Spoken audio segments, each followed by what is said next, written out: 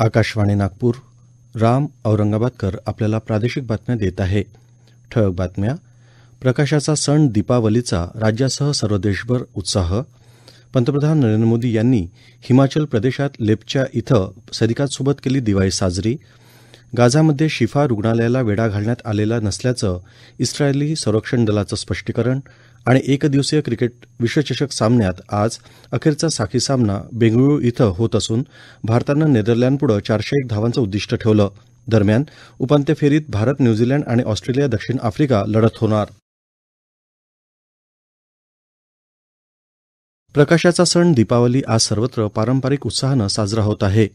महाराष्ट्रात नरक चतुर्दशीला पहाटे चंद्रोदयापूर्वी अभ्यंगस्नान करून दिवाळी साजरी केली जाते. घरोघरी रांगोळ्या, तऱ्हेतऱ्हेचे आकाश कंदील, पणत्या अशी सजावट शोभून दिसत असून फराळाचे पदार्थ, नवे कपडे आणि काही प्रमाणात फटाके हे आजच्या सणाचं वैशिष्ट्य. संगीत नृत्याच्या सांस्कृतिक कार्यक्रमाचीही आज रेलचेल आहे. सर्वजण आपापल्या कुटुंबियांसमवेत दिवाळी साजरी करत आहेत. आज सायंकाळी लक्ष्मीपूजन होईल. व्यापाऱ्यांचं नवं वर्ष सुरू होण्यापूर्वी चालू वर्षाची खातेवही बंद करण्याचा हा दिवस असून चोपड्यांची पूजाही आज केली जाईल. राष्ट्रपती द्रौपदी मुर्मू यांनी सर्व नागरिकांना दीपावलीनिमित्त शुभेच्छा दिल्यात. दीपावली हा आनंदाचा सण असून अंधारावर प्रकाशाचा, वाईटावर चांगल्याचा आणि अन्यायावर न्यायाचा विजय म्हणून साजरा केला जातो असं त्यांनी म्हटलं. मुख्यमंत्री एकनाथ शिंदे यांनीही राज्यातल्या जनतेला दिवाळी सणाच्या शुभेच्छा दिल्यात. आपल्या महाराष्ट्राच्या सर्वस्पर्शी विकासाचं स्वप्न साकार व्हावं आणि जगानं या गौरवपूर्ण वाटचालीची दखल घ्यावी यासाठी प्रयत्नांची पराकाष्ठा करूया असा निर्धार व्यक्त करत मुख्यमंत्री एकनाथ शिंदे यांनी राज्यातील जनतेला दिवाळीच्या शुभेच्छा दिल्या आहेत.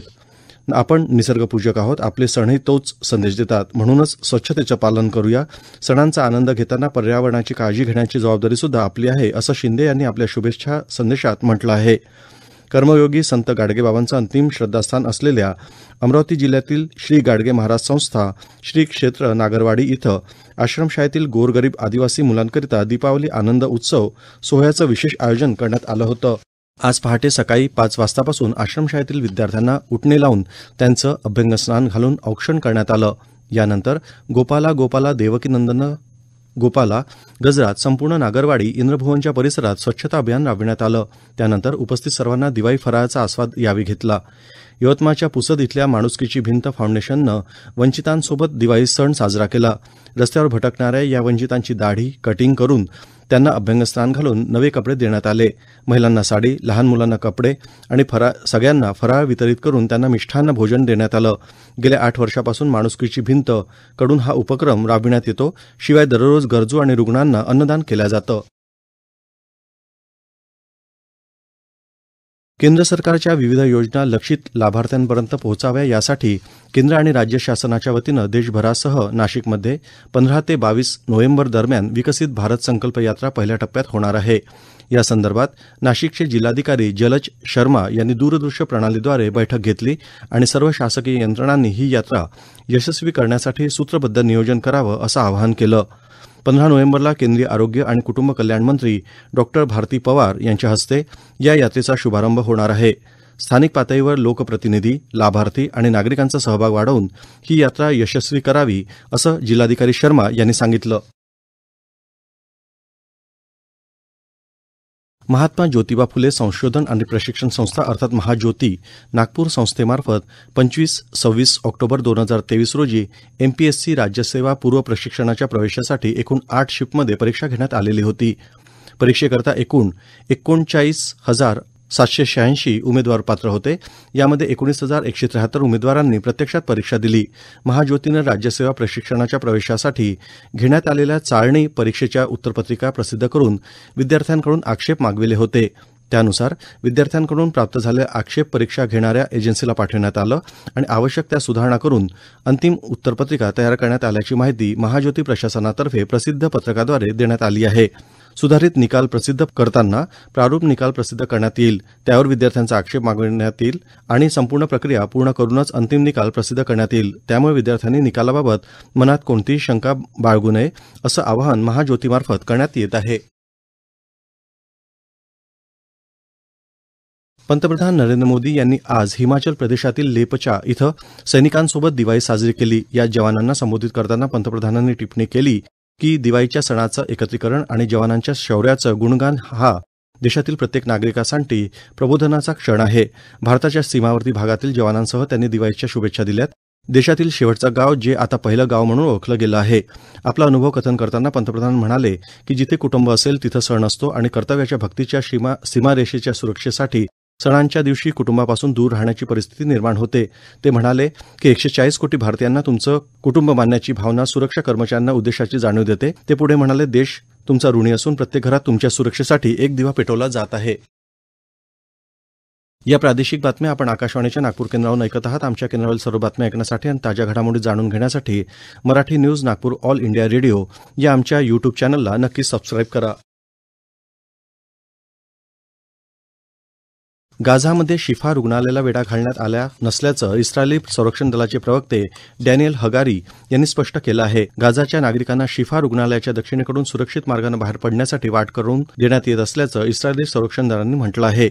इस्रायली संरक्षण दल थेट आणि नियमितपणे रुग्णालय कर्मचाऱ्यांशी संपर्कात असून लहान मुलांना सुखरूप रुग्णालयात नेण्यासाठी मदत करावी अशी विनंती रुग्णालय कर्मचाऱ्यांनी केली आहे. इस्रायलकडून सुरू असलेल्या गोळीबारामुळे उपचार करणं शक्य होत नसल्याचं उत्तर गाझा इथल्या अल शिफा रुग्णालयातील 3 अर्भकांचा मृत्यू झाला असल्याचं हमास नियंत्रित आरोग्य मंत्रालयाच्या हवाल्यानं एका अहवालात म्हटलं आहे. हमास नियंत्रित आरोग्य मंत्रालयाचे महासंचालक डॉ. मुनीर बुर्श यांनी सांगितलं की नवजात बालकांच्या विभागात सध्या 36 अर्भकांना कृत्रिम श्वासोच्छवास देण्यात येत आहे. नागपूर शहरातील वायू प्रदूषणावर नियंत्रण आणून नागपूर शहरातील हवेची गुणवत्ता सुधारण्याच्या उद्देशानं नागपूर मनपाद्वारे फटाके फोडण्यासाठी सायंकाळी 8 ते रात्री 10 वेळ निर्धारित करण्यात आली असून नागरिकांनी कमीत कमी वायू आणि ध्वनी प्रदूषण करणारे फटाके फोडावेत. स्वच्छ दिवाळी, शुभ दिवाळी साजरी करावी असं आवाहन पालिकेचे आयुक्त डॉ. अभिजित चौधरी यांनी केलं आहे. उच्च न्यायालयाच्या निर्देशाप्रमाणे फटाके फोडण्यासाठी वेळ निर्धारित करण्यात आले असून या वेळेच्या योग्य पालनाबाबत कार्यवाहीच्या दृष्टीनं मनपासह नागपूर पोलीस विभागाला देखील उच्च न्यायालयातर्फे सूचना देण्यात आली आहे. फटाक्याच्या प्रदूषित हवेमुळे लहान मुलं, गर्भवती महिला, वृद्ध व्यक्ती, दम्यासारख्या आजाराचे रुग्ण अशा सर्वांनाच आरोग्याचा त्रास होतो. त्यासोबतच पर्यावरणाचं देखील नुकसान होतं. ही बाब देखील सर्वांनी लक्षात घ्यावी असं आवाहनही डॉ. चौधरी यांनी केलं आहे.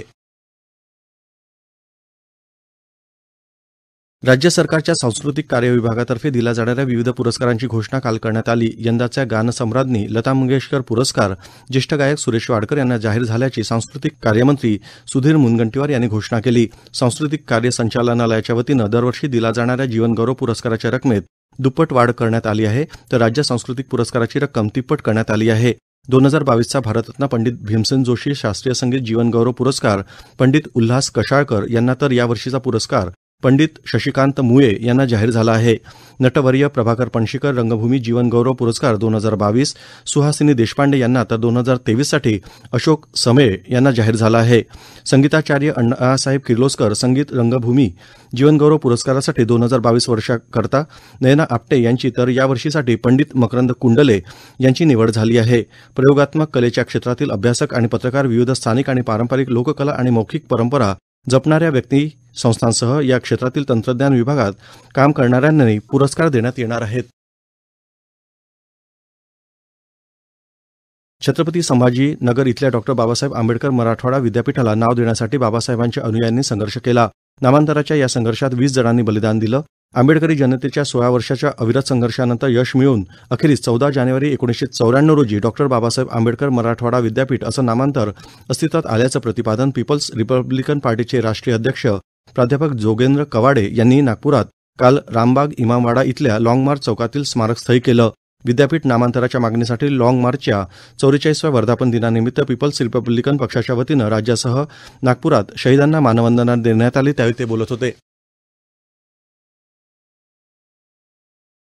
येत्या बुधवारी भारत आणि न्यूझीलंड यांच्यात, तर गुरुवारी ऑस्ट्रेलिया आणि दक्षिण आफ्रिका यांच्यात लढत होणार आहे. भारत आणि नेदरलँड दरम्यान बंगळुरू इथं झालेल्या आजच्या सामन्यात थोड्या वेळापूर्वी भारतानं नेदरलँडसमोर 411 धावांचं उद्दिष्ट ठेवलं आहे. विदर्भातील सर्वच जिल्ह्यात हवामान कोरडं राहण्याची शक्यता नागपूरच्या प्रादेशिक हवामान खात्यानं वर्तवली आहे. आज सर्वात जास्त तापमान हे अकोला इथं 35.3 अंश सेल्सिअस, तर सर्वात कमी तापमान गडचिरोली इथे 16 अंश सेल्सिअस नोंदवण्यात आलं. शेवटी पुन्हा काही ठळक बातम्या. प्रकाशाचा सण दीपावलीचा राज्यासह सर्व देशभर उत्साह. पंतप्रधान नरेंद्र मोदी यांनी हिमाचल प्रदेशात लेप्चा इथं सैनिकांसोबत केली दिवाळी साजरी. गाझामध्ये शिफा रुग्णालयाला वेढा घालण्यात आलेला नसल्याचं इस्रायली संरक्षण दलाचं स्पष्टीकरण.